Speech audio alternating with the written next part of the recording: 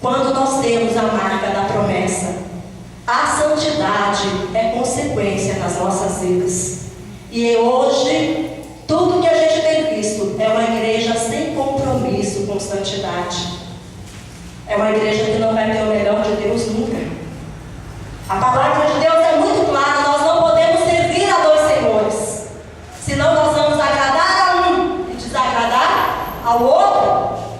Aquele que tem a marca da promessa, verdadeiramente ele morreu para o mundo, ele se lambuzou no sangue do nosso Senhor Jesus Cristo, ele foi salpicado pelo sangue do nosso Senhor Jesus Cristo. Então ele vai sujeitar o entendimento e o conhecimento dele à obediência e à vontade do nosso Senhor Jesus Cristo.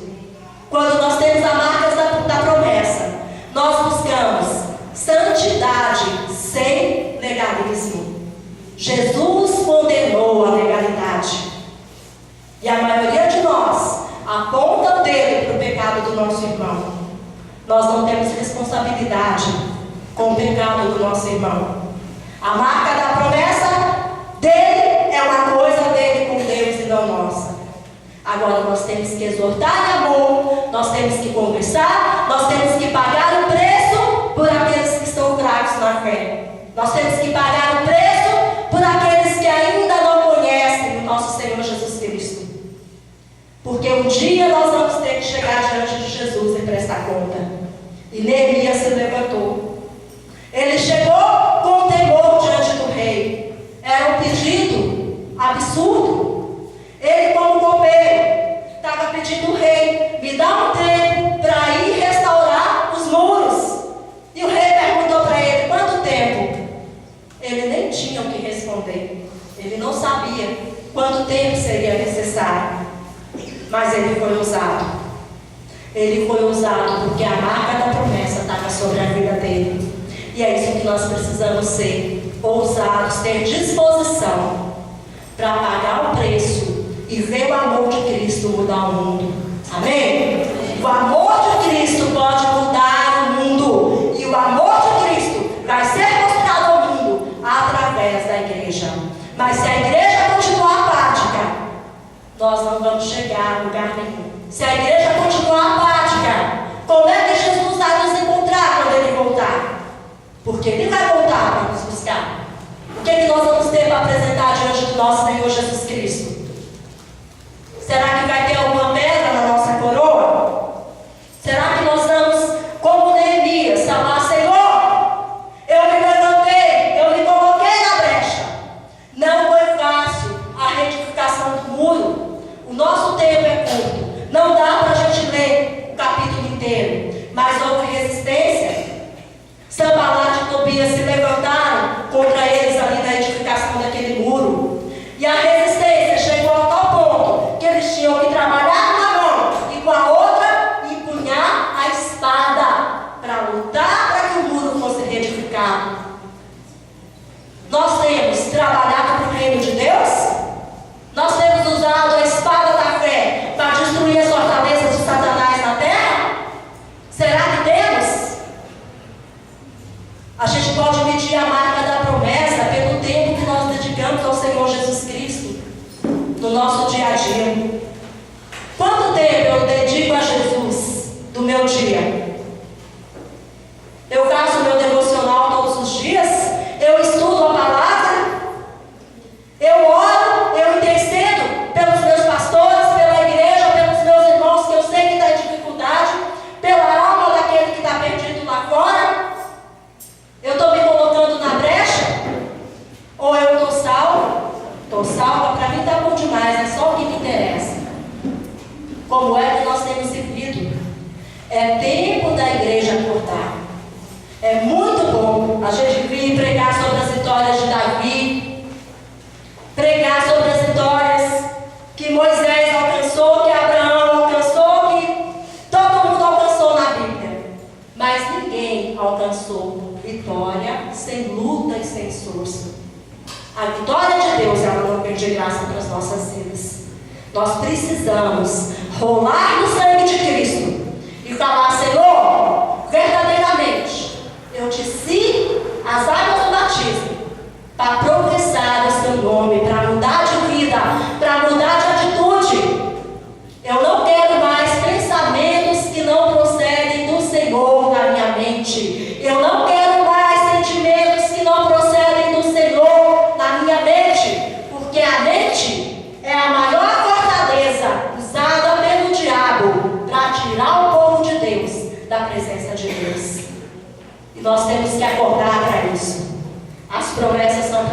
5.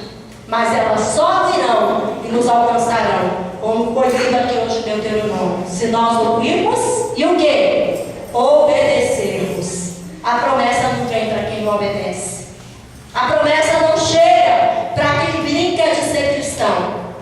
A promessa não chega para quem sai da igreja, vai para uma boate, para quem sai da igreja, vai assistir um filme com cenas explícitas de sexo, para quem sai da igreja e vai fazer aquilo que é contrário à vontade de Deus. A promessa não vem para quem maldiz o seu irmão, para quem tem a língua grande, para quem faz fuxico, fofoca.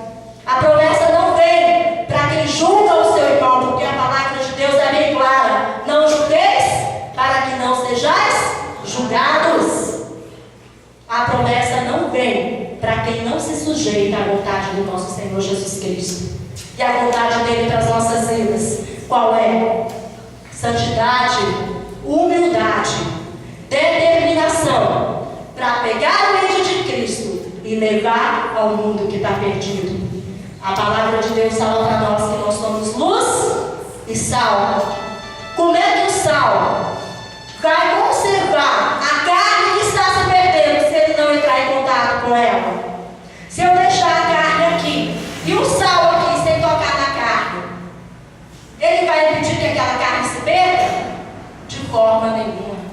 Então nós precisamos, como sal da terra, influenciar. E hoje o que nós estamos vendo é a igreja sendo influenciada pelo mundo. Costumes mundanos e profanos vindo para dentro da casa de Deus e desviando os nossos jovens.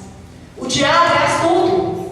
Não adianta você pensar que o diabo é bobinho.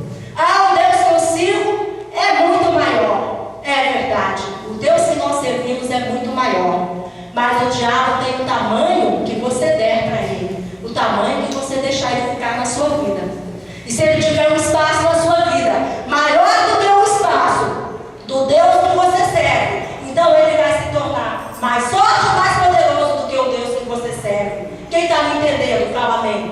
Amém. Amém. Então é isso que nós precisamos, vigiar. E Neemias se levantou ali, disposto a colocar na brecha. Ele orou diante do Senhor, ele clamou diante do Senhor, falou com o rei. E sabe o que aconteceu? Ele não teve só autorização para ir reedificar os muros, não. O rei concedeu para ele tudo o que ele precisava financeiramente. Concedeu também um exército para o acompanhar, para que ele não fosse impedido pelos inimigos de Israel de reedificar o muro.